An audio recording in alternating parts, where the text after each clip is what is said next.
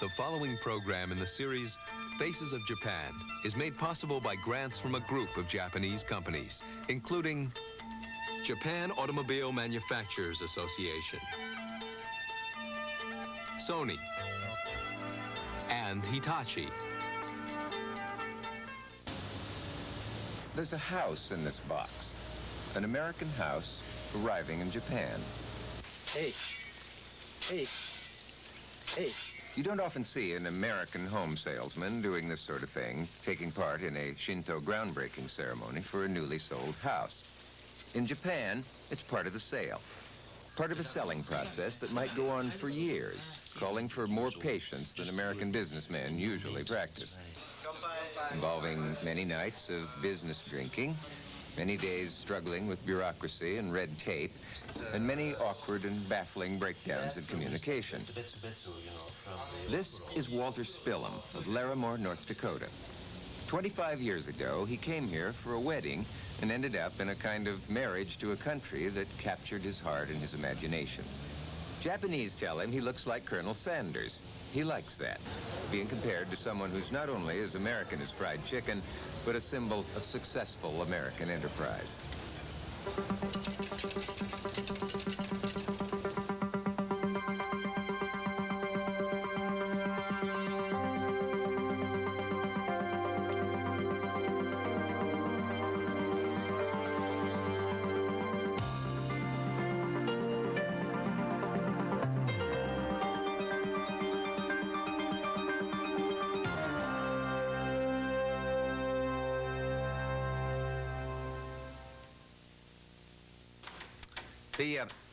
The house going up behind me on the Japanese island of Kyushu doesn't look very Japanese. In fact, it isn't Japanese. It was made in the USA, designed, crated, and shipped from Seattle for reassembly here. Americans, fearing at times that the Japanese are taking over our markets, forget that American products are being sold to the Japanese. But it isn't easy. Many American companies have been bewitched, bothered, and bewildered by Japanese culture and the Japanese style of business. Our story today is about the American small businessman who sold this house. His name is Walter Spillum, and he's virtually on his own here. At home in North Dakota, he would seem like just an ordinary businessman, but for an American businessman in Japan, nothing is ever ordinary. A little bit further. Let's see. You see over on the left there, the red and green lights. On this muggy summer night in Tokyo, Walter Spillum and Hiroshi Shigeta are going drinking. Mr. Shigeta is a manager for a chemicals company. Walter is trying to sell him a house. Okay, we'll try to deliver. Oh, there's some nice attractive ladies. Yes, there's a very nice mama-san, and so she'll be expecting us.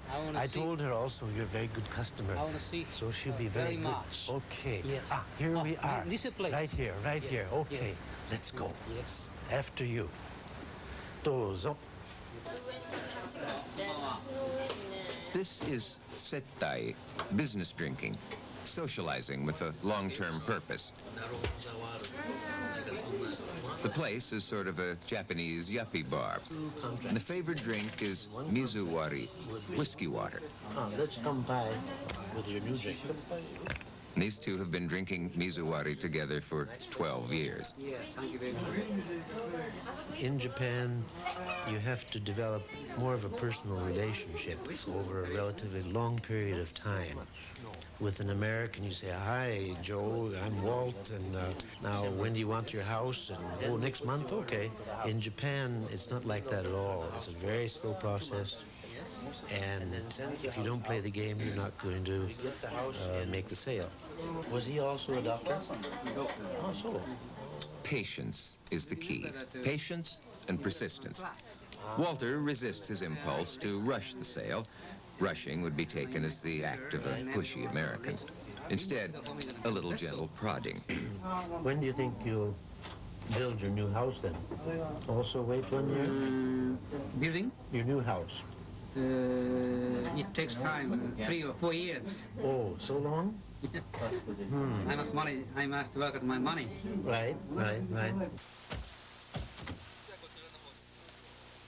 In the city of Chiba, Walter and his sales manager, Katsuya Horiuchi, or Harry to his American friend, show a Japanese couple a model home. Their product, the Lindell Cedar Home, is packaged in Seattle for assembly here. The houses come in many designs. They cost from $30,000 to $130,000, not counting construction or land. Lindell's suburban American style might seem out of place in Japan, but westernized Japanese find it very attractive, if the design is adapted to Japanese lifestyle. You can have any Japanese feature that you want. If you want a real genkan, that's okay. You can have a real genkan. The genkan is the area where you change from shoes to slippers as you enter a Japanese home. This isn't a full-fledged genkan, but a simulated genkan. And you have a sliding door. Oh, that's right. We're supposed to take our shoes off in the tatami room, or slippers. Sorry. So it's a small tatami room, but it's quite a comfortable one. This can also be Papa's den, or it can be Mama's sewing room. Throughout the house, very little is purely American or purely Japanese. There's always a blend, a combining of American and Japanese. And sometimes the results are amusingly quirky. An American shower gadget and a modern Japanese bath.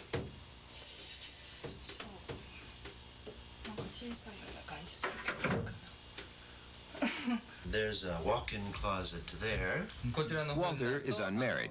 His life is his job, and his hard work is the reason he hasn't had time to learn Japanese. And now we didn't put the wallpaper on, but you could have any color wallpaper. He does his business and his selling in English, with Harry Horiuchi stepping in when language problems arise.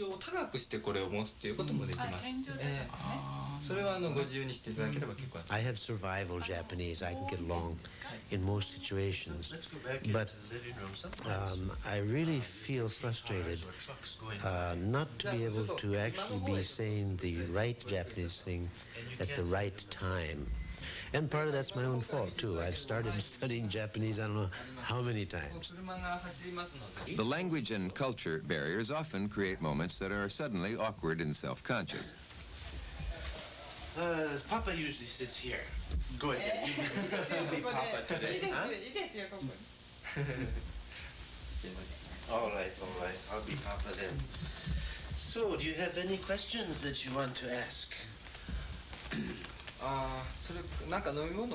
The Japanese language is very vague. It's said that there are 27 ways to say no in Japanese, and not one of them says no. And you may be getting a no, and they, Japanese, are saying yes. So miscommunication is very, very easy.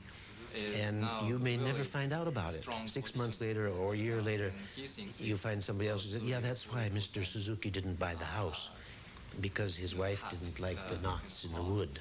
And as a foreigner, you have no idea what's going on.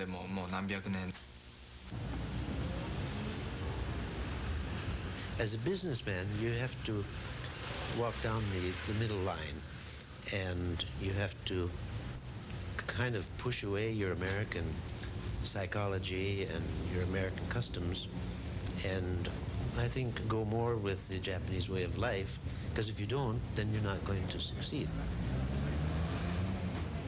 American logic doesn't get very far in Japan at all. My logic, if I'm lost in Tokyo, say, and my logic says go right, I go left.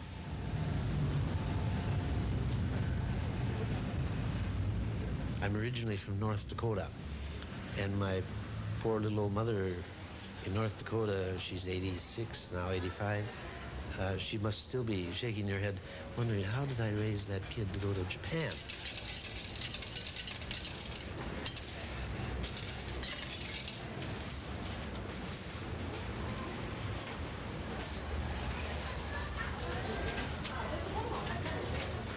Because the culture and the language and the people are so completely different, this makes me kind of feel in a special little niche.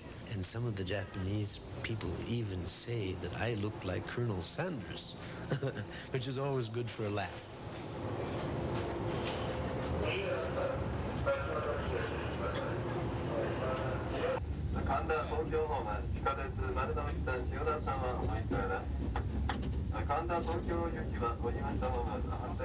Back in the States, I go to California or New York or North Dakota. I'm just another old Norwegian. In Japan, I'm different.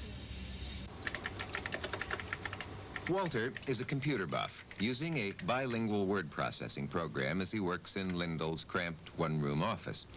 Low overhead is the idea, and Lindell keeps only 2 full-time employees in Japan, Walter and Peri Horiuchi. This picture, this is Monaco model, and they love this picture. Yeah. Probably they will have a little bit, the what you call smaller or less, windows front. Harry is not only sales manager and translator, but Walter's guide through the subtleties of Japanese character, culture, and business practice. But he wants to put, he wants to eliminate these things because it's not necessary. Yeah. And he wants to put this exchange rate. Harry is bilingual after 2 years in Los Angeles, energetic at 26. By the time Walter retires, he will have prepared Harry to replace him. I just pushed a little bit, Right. If they don't order right now, they won't get within 6 months. Right. You didn't make any promises, did you? No, I didn't. Okay. That's dangerous, right? Today, Harry is translating a blueprint from feet and inches to metric numbers, from English to Japanese. This is a home they're close to selling.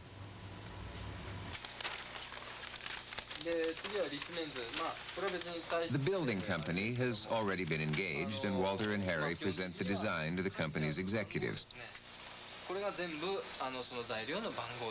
These men have never put up an American-style house, let alone a house that comes in a box with numbered pieces. Lindell has a slideshow that makes it easier for them to understand. Meanwhile, Walter sits quietly and lets Harry do the talking.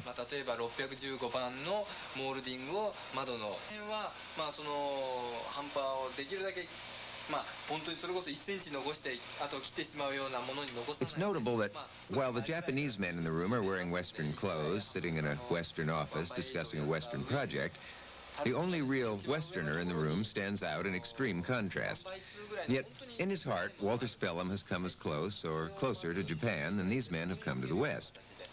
25 years ago, visiting here to attend a wedding, he fell in love with Japan and went about getting back here on a permanent basis.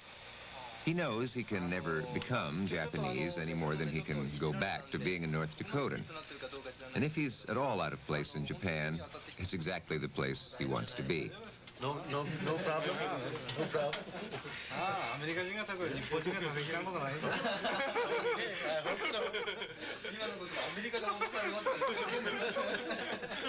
Terry, would you translate for me? Gentlemen, you hold that here. I hope that after a few months of your hard work and Subaruchi architecture, their home will look like this. One more session is required to close the sale. For that, Walter must fly 400 miles to the southern island of Kyushu and the city of Kumamoto.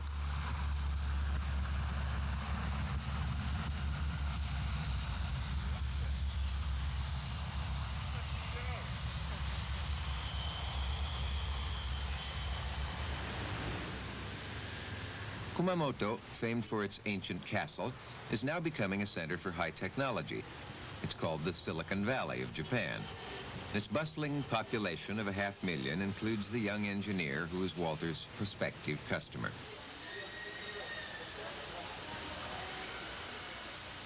Walter Spillum has been selling for Lindell in Japan for 7 years. In those 7 years, he's sold only 13 homes, less than 2 per year.